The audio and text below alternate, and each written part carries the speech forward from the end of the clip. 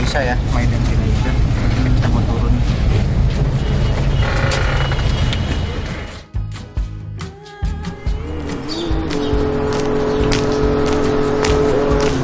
Halo, assalamualaikum warahmatullahi wabarakatuh, sahabat Jaknil dimanapun kalian berada. Berjumpa lagi dengan saya Lukman Hakim. Dan pada hari ini saya mau ajak teman-teman semua mengunjungi atau menziarahi makam seorang ulama besar, ulama imam mazhab, yaitu mazhab Syafi'i. Nah, sekarang kita mau menunggu tuk-tuk dulu nih untuk menuju ke makamnya teman-teman.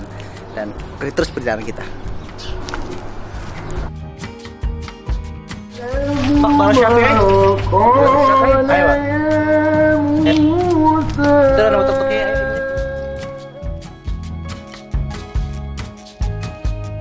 Masjid dan makam Imam Syafi'i terletak di kawasan Al-Qarafa As-Sugro, tepatnya di Syari' Hai Syafi'i, Jalan Imam Syafi'i.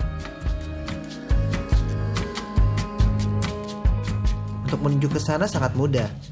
Jika teman-teman datang dari kawasan Azhar, bisa menaiki tramko di Terminal Masyikhah menuju Maidan Sayyidah Aisyah, kemudian melanjutkannya dengan tuk-tuk atau berjalan kaki.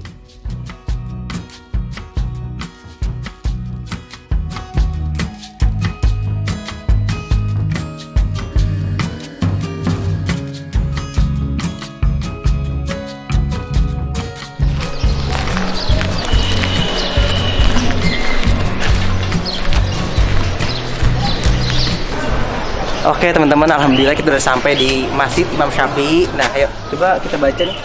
Masyru' Tarmim Masjid Imam Syafi'i wa dzalika fi yaumil Jum'ah al-muwafiq 20 November 2020. Jadi ini peresmian renovasinya itu pada tanggal 20 November 2020. Jadi masjid ini memang sempat ditutup ya untuk perbaikan renovasi sekitar tahun 2016 mulainya kalau nggak salah. Terakhir saya kesini itu tahun 2017 dan sekarang saya lihat lagi masjid ini benar-benar berbeda ya.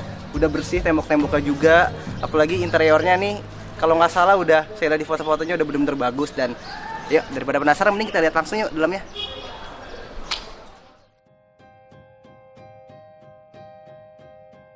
Seperti yang kalian bisa lihat, masjid ini menjadi begitu anggun dan indah. Dinding-dinding masjid yang berwarna krem kecoklatan membuat suasana masjid terasa syahdu untuk beribadah.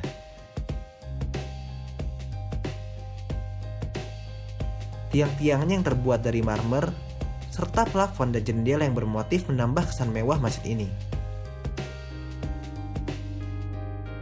Masjid Imam Syafi'i sendiri pertama kali dibangun oleh Sultan Al-Kamil Al-Ayyubi pada tahun 1211 Masehi sebagai bentuk penghormatan untuk sang imam. Masjid ini sudah beberapa kali direstorasi dari era Pangeran Abdurrahman Katkhuda, Khedive Taufik Pasha, hingga terakhir oleh pemerintah Mesir sekarang di bawah pengawasan Kementerian Wakaf juga Kementerian Pariwisata dan Purbakala Mesir. Desain luar masjidnya pun tampak sangat elegan. Menara masjid bercorak khas Mamluk serta tulisan kaligrafi khat kufi kontras terlihat.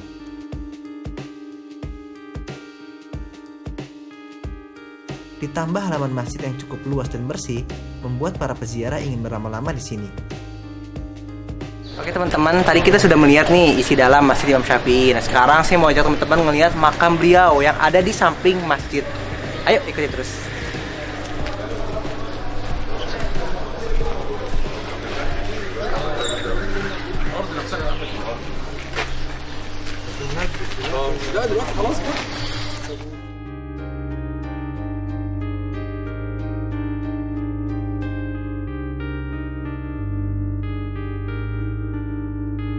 Al-Maqam Mughlaq Tamaman Bisyan wa Tarmim. Makam ini ditutup ya karena masih dalam perbaikan dan renovasi. Jadi kalau tadi saya tanya ke amunya ya, penjaga makam ini, katanya sih selesai pembangunannya tahun ini bulan Ramadan. Semoga segera dibuka nih makam ini biar kita bisa ziarah langsung ke makam beliau. Meskipun makam beliau masih ditutup, tampaknya masih banyak pengunjung yang ingin berziarah, walaupun hanya di depan gerbang makam.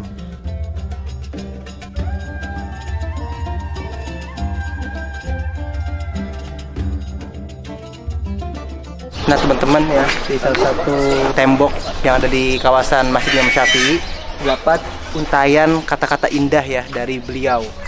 Coba kita baca, uhibbus sholihina wa lastu minhum. Aku mencintai orang-orang soleh tapi aku bukan bagian dari mereka.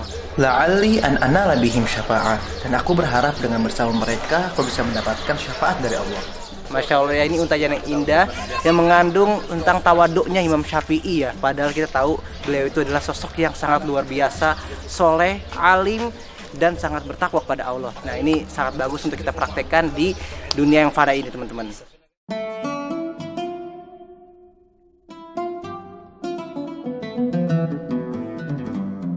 Jadi Imam Syafi'i itu lahir di Gaza, Palestina pada tahun 150 Hijriah, dan beliau ini bernama asli Abu Abdillah Muhammad bin Idris bin Abbas bin Utsman bin Syafi', dan nasab beliau itu tersambung kepada Rasulullah SAW pada kakeknya yaitu Abdi Manaf.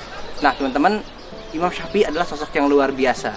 Beliau adalah imamul mujtahid, imamul madhab, yang mana madhabnya itu mayoritas dipakai oleh masyarakat di Asia, khususnya di Indonesia ya, dalam segi fikih dan hadis. Di umur 7 tahun, Imam Syafi'i sudah menghafal Al-Quran. Dan di umur 10 tahun, beliau juga sudah menghafal kitab Al-Muwatta, yang mana beliau langsung bermulazamah kepada Imam Malik yang berada di Madinah.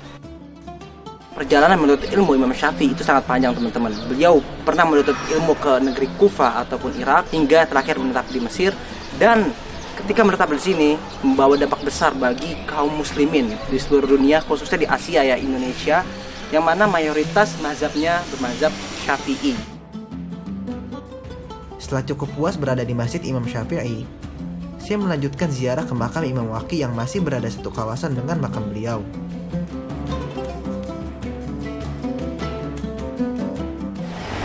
Nah teman-teman, berjarak beberapa meter dari makam Imam Syafi'i, kita bisa menemukan makam Imam Waqi, yaitu guru Imam Syafi'i. Ini makamnya. Ya, kita lihat makamnya ini berada di dalam dan terkunci ya sayangnya. Gitu. Karena emang di makam ini tidak ada yang menjaga gitu, jadi harus dikunci.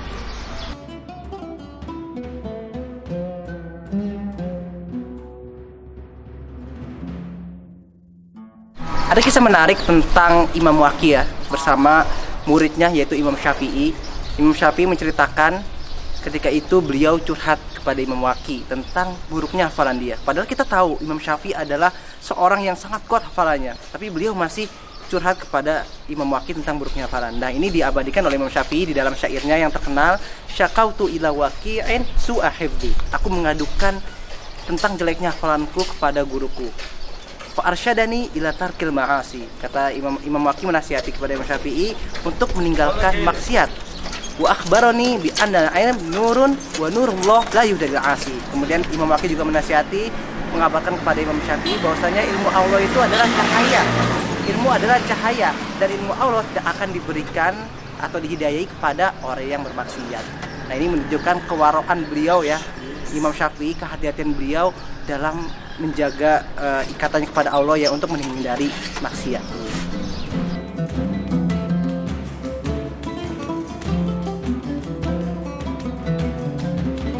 Jadi itu saja perjalanan saya hari ini. Nantikan terus episode ziarah berikutnya hanya di Jejak Nil.